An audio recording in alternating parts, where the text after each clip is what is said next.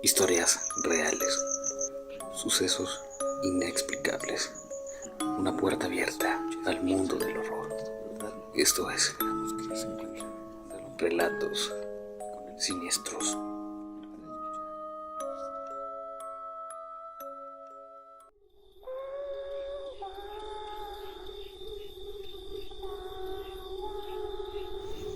Cuando era niña tenía una muñeca de tamaño grande y en las noches sentía que me miraba.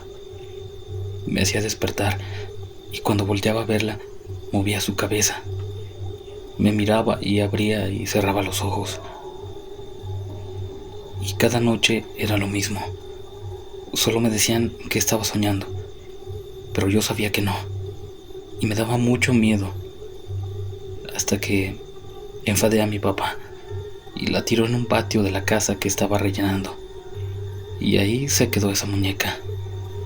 Quién sabe, tal vez alguien la encuentre. Yo solo espero que no sea así.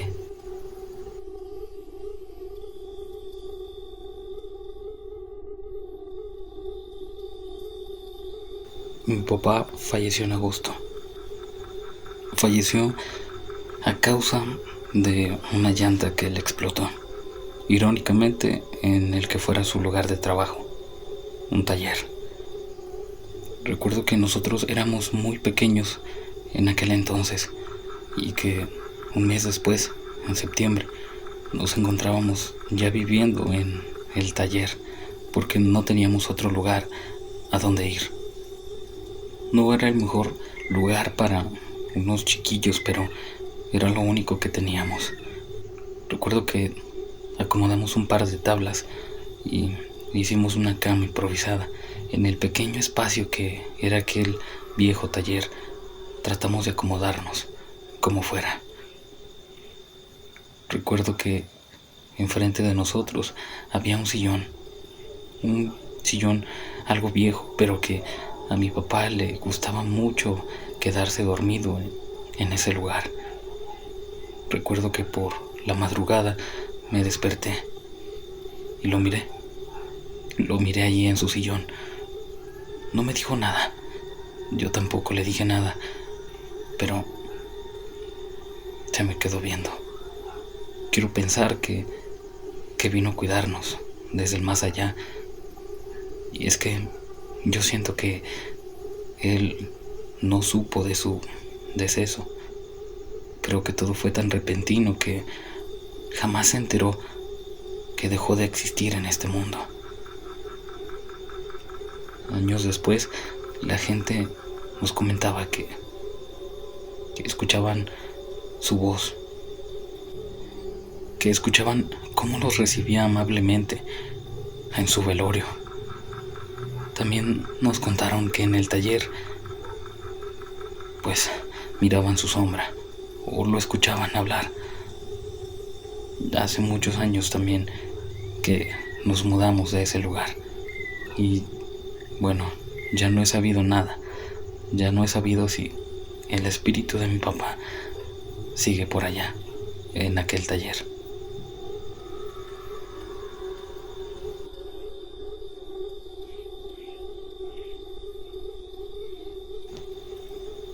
Si las historias de hoy te están gustando, recuerda dejarnos tu like y suscribirte. Continuamos. Ten cuidado con quién te metes. Hace muchos años, en un poblado de Veracruz, llegaron a vivir 3 hermanas. Y aunque eran de edad muy avanzada, extrañamente 2 de las mujeres se conservaban con una apariencia jovial. La otra se veía más madura y con un ojo diferente, como con niebla. Todo el tiempo vestían de negro y siempre andaban muy maquilladas y pintadas de la boca con colores chillantes, contrastando con sus dentaduras de dientes quebrados y amarillentos. Se dedicaban a vender ropa y calzado en los tianguis. Eran de hábitos secretos y muy calladas.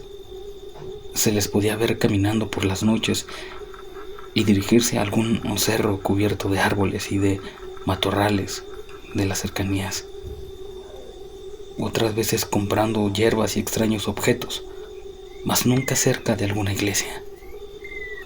Una tarde, al vender un vestido a una mujer que tenía fama de ser muy agresiva y problemática, se suscitó un incidente, pues la mujer reclamaba la devolución de su dinero, argumentando que el vestido estaba manchado cuando en realidad a la mujer se le había manchado por accidente cuando se le cayó en un charco de lodo. Cuando los alegatos subieron de tono, la mujer las ofendió diciéndoles muchas maldiciones y amenazándolas. Incluso asestó una cachetada a la mayor de ellas. Todo parecía que iba a terminar en un zafarrancho entre mujeres, pero la mayor de las hermanas intervino, calmando a sus hermanas y diciéndole a la mujer: no queremos problemas con usted, ni con nadie. No le devolveré el dinero, pero a cambio le daré un vestido más elegante. ¿Quiere verlo? La hermana mayor sacó de entre su mercancía un viejo beliz. Lo abrió y le mostró 3 vestidos de mucha mejor calidad a la prenda que le habían vendido. La mujer, de manera arrogante, tomó uno floreado, el más bonito, y se fue alardeando y diciendo una frase en voz baja: no, que no, cabronas. Pasaron los días y la mujer problemática comenzó a enfermarse, perdiendo mucho peso. Sus uñas empezaron a caerse una a una, igual que sus dientes. Por las noches despertaba gritando y golpeándose sola contra las paredes, dejándolas algunas veces manchadas y escurriendo de líquido rojo. Sus familiares, muy preocupados, la llevaron a la capital a hacerle estudios médicos, pero siempre salía todo en orden, descartando enfermedades. La salud de ella comenzó a agravarse en varias ocasiones por algo que ellos realmente no sabían qué era, ni siquiera los doctores. Cuentan que por las noches salía y se revolcaba con los puercos que tenía en los chiqueros, hasta que una mañana amaneció revolcada en lodo y sin vida, con una horrible mueca de terror dibujada en su rostro. Pasaron los años y las 3 mujeres se mudaron a otro pueblo, dejando abandonada la casa que habitaban. Una mañana, unos jóvenes del pueblo entraron a husmear a la vieja vivienda de aquellas 3 mujeres. Encontraron varios objetos raros, extraños, y entre esos objetos sobresalía una muñeca hecha con la misma tela del vestido floreado que una tarde le entregaron a la mujer que las ofendió. Los jóvenes, llenos de curiosidad, la desenvolvieron de una patada, y al caer la tela al piso se pudieron ver unas palabras. Leyeron con mucho miedo una frase escrita con letras hechas con líquido rojo que decía: no, que no, cabrona. Comunidad, por eso tengan mucho cuidado con quien se meten. Y de una vez vámonos con la última historia de este episodio de Relatos Siniestros, pero nos vamos a quedar ahí mismo, en Veracruz, tierra de brujos, y nos vamos con una chiluda de militares.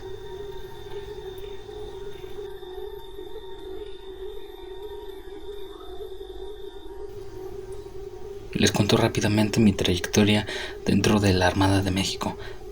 Primero, obviamente, fui de infantería de marina, después escolta de funcionario, luego policía naval, inclusive tuve la oportunidad de estar en varios grupos tácticos. Era muy bueno y subí muy rápido de rango. En total tuve 25 años computados. Estuve con licencia ilimitada y gracias a los honores que me había ganado, después de todo eso, se me concedió baja, dejando de estar de licencia ilimitada a retiro. Después de eso, regresé a la ciudad de Veracruz con mis padres, porque yo no les guardaba rencor. Después de todo, ellos tan solo habían hecho lo que consideraban que era lo mejor para mí. Estando ahí, gracias a mi antecedente como marino, pude ingresar a la Policía Intermunicipal Veracruz Boca del Río. A día de hoy ya no existe porque fue absorbida y posteriormente sustituida por la Marina. Al momento de ingresar me designaron el sector 3. Específicamente me asignaron el resguardo de una zona de construcción residencial en la colonia Vicente Lombardo Toledano, que es la misma colonia en la que yo vivía con mis padres. Me colocaron ahí porque yo así lo solicité. Cobré un favor. Por eso no pusieron ningún pero. Esa zona de construcción aún estaba en obra negra. No estaba solo. Me asignaron a un compañero, Gapi. Nunca supe si ese era su apellido o solo era un apodo. Les explico. El horario que nos asignaron a Gapi y a mí, a ver si no lo revuelvo. Primero entrábamos el viernes a las 5 de la tarde y salíamos el sábado a las 5 de la tarde, es decir, 24 horas luego. Descansábamos lo que restaba del sábado, también todo el domingo. Volvíamos a entrar el lunes a las 5 de la tarde para salir el martes a las 5 de la tarde, otras 24 horas. Descansábamos lo que restaba del martes, todo el miércoles, todo el jueves y volvíamos a entrar el viernes a las 5 de la tarde. Nosotros no éramos los únicos que estábamos en la obra negra. El lugar tenía a sus propios veladores. Nosotros solo estábamos de apoyo esos días. Gapi y yo hicimos muy buena amistad con uno de los veladores. Le decían Don Hugo. Era un señor de edad avanzada. Él, desde el primer día que nosotros entramos, nos comentó que en la parte posterior de la construcción había un camino que muchos años atrás había sido usado por la condesa de Malibrán. Según Don Hugo, en esa zona de la construcción ocurrían varios fenómenos paranormales. El más peligroso era cuando se manifestaba la condesa. Para los que no conozcan quién fue la condesa de Malibrán, les contaré su leyenda de forma breve. Nadie sabe con certeza hace cuántos años ocurrió todo, pero la creencia popular sugería que fue cuando Veracruz era una ciudad amurallada. El conde de Malibrán, que era muy popular por formar parte de la corona española, estaba casado con una hermosa mujer. Él, precisamente por su posición dentro de las altas esferas, solía salir mucho de viaje por prolongados lapsos de tiempo. Su esposa aprovechaba para, cada día que él salía, ir a visitar a una bruja, pues resulta que la condesa no podía tener hijos y el conde claramente necesitaba tener descendencia. La bruja le dijo que una hechicera le había lanzado una maldición, precisamente para que no pudiera tener hijos. Lo que estaba ocurriendo era que la condesa no solamente aprovechaba la ausencia de su esposo para ir con la bruja, sino que en varias ocasiones se acostaba con jóvenes marineros. Y no solo eso, sino que de vez en cuando ella mataba amantes para poder bañarse en su líquido vital. Creía ciegamente que eso la mantendría joven y bella. Así que cada que se conseguía a un nuevo acompañante, a un nuevo amante, tenía que deshacerse del antiguo. Cada que tenía un nuevo amante le decía que para poder estar con ella, primero debía deshacerse del cadáver. No los mató a todos, solo a algunos cuantos desafortunados. Resulta que uno de esos marineros, de los que no fueron asesinados por la condesa, era hijo de una hechicera. había sido ella la que le lanzó la maldición a la condesa. Pero no lo hizo para privar al conde de tener descendencia, sino que la hechicera lo que no quería era que su hijo fuera a embarazar a la condesa. Porque, de ser así, y si el conde se llegaba a enterar, aquello podría haberle costado la existencia al joven. Y aunque aquella hechicera era muy poderosa, la bruja era más fuerte. Por lo tanto, a petición de la condesa, pudo romper la maldición que no la dejaba tener hijos. Poco tiempo después, logró quedar embarazada y tuvo a un varón. Pero, a pesar de que debía estar al pendiente de su bebé, ella siguió invitando a otros hombres a estar con ella mientras su esposo no estaba. Un día, el conde volvió antes de lo previsto, descubriendo en ese momento la infidelidad de su esposa. Entonces, él, sin pensarlo dos veces, sacó su afilada espada para desvivir a la condesa y también a su amante. Luego el conde, con su uniforme manchado de líquido rojo, les ordenó a sus sirvientes que se deshicieran de los dos cuerpos. Lo que ellos hicieron fue arrojar los cadáveres a la fosa habitada por cocodrilos. Los animales borraron todo rastro de lo sucedido. Sin embargo, la cólera del conde no terminó ahí. Él, dadas las circunstancias, se convenció de que el bebé no era hijo suyo y por eso también ordenó que la criatura fuera arrojada a los cocodrilos. Y fue de esa manera que nació la leyenda de la condesa de Malibran, una mujer que se baña en líquido rojo por recomendaciones de una bruja. Entonces, según don Hugo, el fantasma de esa mujer se aparecía en la parte posterior de la construcción. Gaby y yo no conocíamos la leyenda de la condesa. No cuestionamos eso. Lo que no creíamos ninguno de los dos es que esa mujer se aparecía en el lugar en el que nosotros estábamos trabajando. Tal vez pueda parecer que mi incredulidad no tenía sentido porque yo tenía cualidades extrasensoriales, pero lo que a mí me hacía dudar era que parecía demasiada casualidad que se apareciera justo ahí. Pasaron 2 días.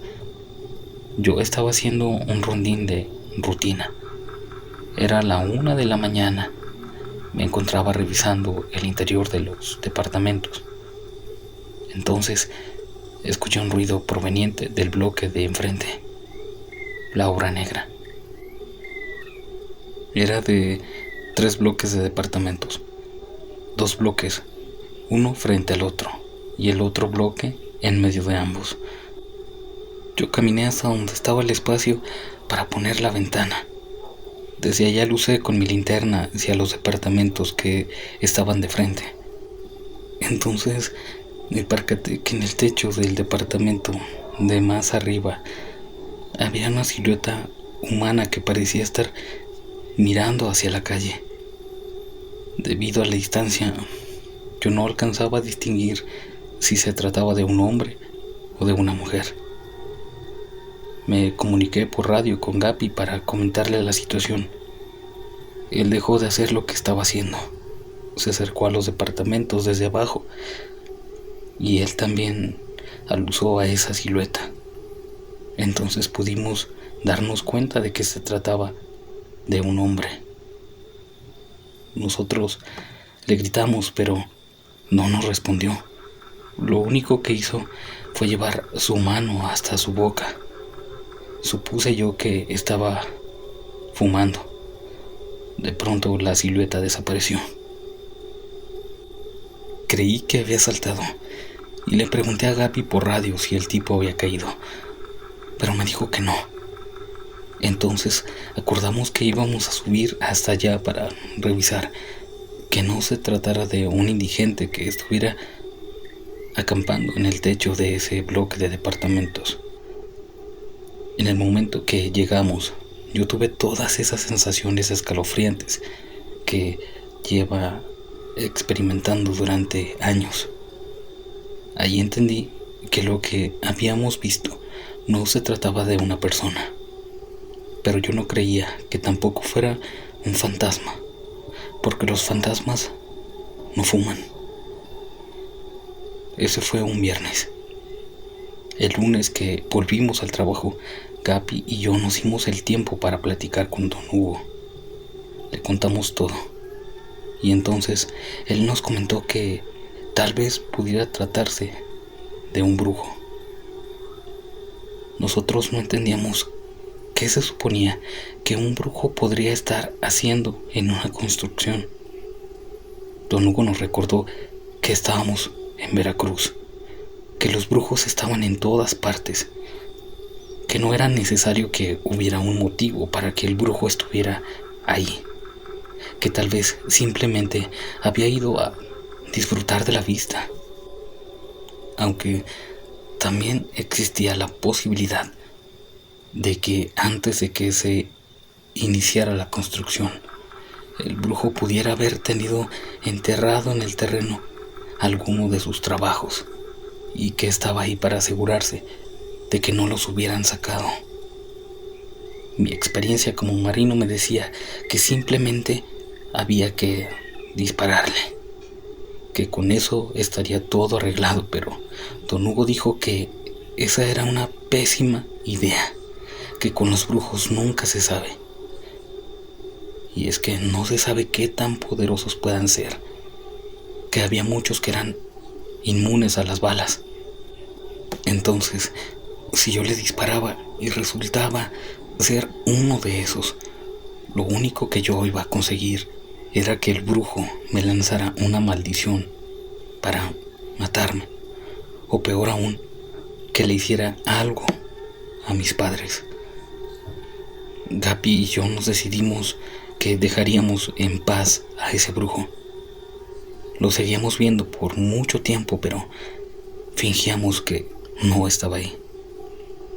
Pasó el tiempo y una tarde que mi compañero y yo íbamos entrando a turno, nos encontramos a don Hugo. Él ya iba de salida. Nos dijo que se le había aparecido la condesa.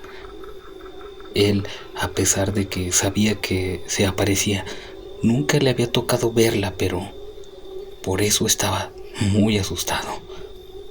Nos dijo que ella iba vestida de blanco, que tuviéramos cuidado, porque nos podría matar de un mal susto. Nosotros creímos que estaba exagerando, pero don Hugo nunca volvió a trabajar. Él ya nunca regresó desde aquella noche, porque falleció.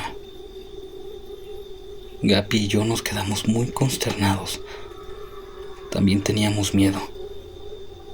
Una madrugada como a las 3 empezó a caer una leve llovizna.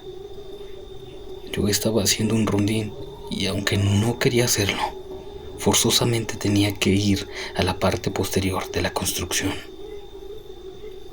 Desde esa zona se podía ver un terreno que estaba atrás. Era una familia que vendía quesos, por lo tanto tenía sus corrales de vacas. Pero como nunca antes, las vacas empezaron a hacer mucho ruido. Para empezar, se supone que debería estar dormidas. El simple hecho de que estuvieran despiertas ya era raro, pero tal vez se debía a la llovizna. Sin embargo, el ruido que estaban haciendo no era normal. Era como si algo las estuviera asustando. De pronto me empezaron a sudar las manos. Es difícil de explicar, pero a pesar de la llovizna y que obviamente me estaba cayendo agua, no sentía mis manos mojadas, sino sudadas, incluso un poco calientes. Quise alejarme de ahí, pero en cuanto di un paso sentí como si la tierra lodosa desapareciera. Luego una presión sumamente fuerte en mi espalda. Efectivamente, algo paranormal estaba ocurriendo podía sentirlo. Entonces, de entre las vacas salió una figura blanca. Era la silueta de una mujer, pero la túnica que vestía brillaba más que la mismísima luna. Estaba avanzando hacia mí, pero no caminaba porque no tenía pies. Su túnica flotaba levemente sobre la hierba. Corrí, pero debido a que sentía que el lodo se desaparecía, perdía la noción de dónde pisar. Por eso me caí. Logré levantarme para correr, pero volví a caer y a puros tropiezos pude alejarme de allí hasta llegar con Gapi. Le comenté lo que me acababa de ocurrir, lo que acababa de ver. Él me dijo que quería ver, pero le alegué que no, que era una pésima idea. Aún así, él me ignoró y con su linterna en mano corrió a revisar. Regresó pálido del susto. Me contó que antes de llegar a la periferia de la construcción, cuando todavía le faltaban entre 6 y 7 metros para llegar, pudo ver la figura femenina vestida con su brillante túnica. Gapi también la vio levitar. Se asustó tanto que desenfundó su escopeta calibre 12 y le gritó a la mujer. Ella volvió a verlo al mismo tiempo que empezó a desplazarse en su dirección. Entonces Gapi abrió fuego contra la mujer, pero los ojos incrédulos de mi compañero pudieron presenciar cómo el disparo atravesó como si nada a la mujer. Sin embargo, sí se quedó quieta luego del disparo. Ahí le daba un poco mejor la luz y pudo verla con mayor claridad. Me la describió como muy delgada, de 1,60 m. Gapi apuntó su linterna hacia los pies de la mujer y pudo confirmar que no tenía. Luego alusó su cara. Recuerdo muy bien lo que Gapi me dijo. Nada más de ver su rostro, todo retorcido, se me arrugó el cuero. Después de esa noche, la condesa se empezó a aparecer del diario. Nadie sabía cuál era el motivo. Todos los veladores la veían. Nosotros también, sin falta. Cada lunes y cada viernes se aparecía en la misma zona. No necesariamente salía de entre las vacas. Podía salir del lodo o de una pared. Nunca se sabía. Por eso daba miedo ir a revisar la parte posterior de la construcción. Debido a las múltiples quejas de los veladores, las personas encargadas de coordinar todo lo que tenía que ver con la obra negra, decidió acudir con un sacerdote para pedirle que se fuera a dar una vuelta por aquel terreno.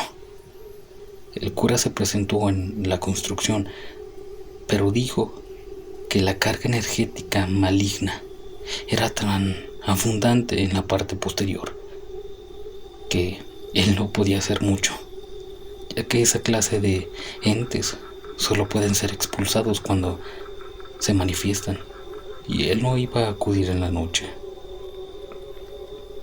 Entonces, solo nos dio la recomendación de que cada que cualquiera de nosotros tuviera que pasar por esa zona, lo mejor sería llevar alguna cruz, ya fuera en pulsera, en collar, en anillo, o ya por lo menos improvisar una cruz con 2 palos de madera. Antes de irse, el sacerdote nos dejó un galón de agua bendita. Dijo que la usáramos cada que lo creyéramos conveniente, pero también nos aclaró que una gota tenía el mismo efecto que 10 litros, así que no tenía caso utilizar mucha agua en cada ocasión. Gaby y yo nos quedamos conformes. El viernes que nos volvió a tocar ir a trabajar, se nos ocurrió una idea. Conseguimos 2 varillas, también un poco de alambre galvanizado. Sumergimos todo en agua bendita. Fuimos a la zona donde se aparecía la condesa y luego con el alambre galvanizado amarramos las 2 varillas de tal forma que formaran una cruz. El velador que le tocó acompañarnos durante algunas horas del turno le pareció buena idea quitarse un rosario que él llevaba puesto y dejarlo colgando en la cruz hecha de varilla. Aunque no lo crean, a partir de ese momento la condesa dejó de aparecerse. Entonces, solo para estar seguros de que era la cruz de varilla lo que había funcionado, decidimos quitarla durante una noche. Esa noche sí se apareció la condesa. Entonces mejor volvimos a colocar la cruz de varilla. Algún tiempo después, Gaby y yo fuimos reasignados para cumplir con otras labores. Afortunadamente, ya no volví a ese lugar. Jamás volví a ver a esa condesa vestida de blanco que era muy aterradora. Pero estoy seguro de que aquí en Veracruz no solo me voy a encontrar con mujeres vestidas de blanco, sino también con brujos. Y tarde o temprano me tendré que topar con algo aún más oscuro. Espero que no sea pronto.